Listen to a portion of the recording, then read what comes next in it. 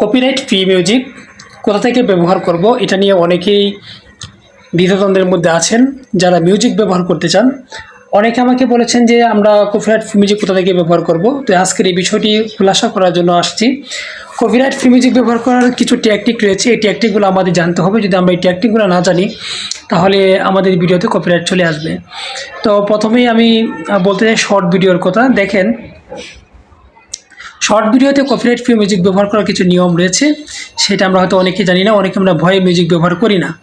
তো আমরা যে কোনো মিউজিক শর্ট ভিডিওতে ব্যবহার করতে পারবো একটা ওয়ের মাধ্যমে, একটা সিস্টেমের মাধ্যমে।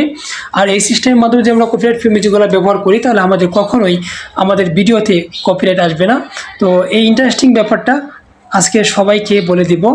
তার আগে বলবো, ভিডিওটা প্রথমবার দেখে থাকলে ভিডিওটা শেয়ার করবেন। যদি ভালো লাগে, ভিডিওটা দেখার পর যদি আপনাদের ভালো লাগে, মনে হয় না ভিডিওটা ঠিক আছে, তাহলে আপনারা একটু শেয়ার করে দিবেন।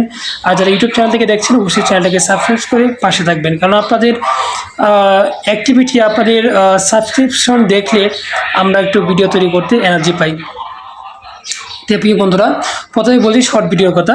তো শর্ট ভিডিওতে যদি আপনি মিউজিক ব্যবহার করতে চান তাহলে আপনি যে কোনো মিউজিক ইউটিউব থেকে বা অন্য জায়গা থেকে ডাউনলোড করে আপনি 10 সেকেন্ডের নিচে 8 সেকেন্ড 9 সেকেন্ড যদি কোনো মিউজিক ব্যবহার করেন, সেই মিউজিকে কখনোই কপিরাইট আসবে না।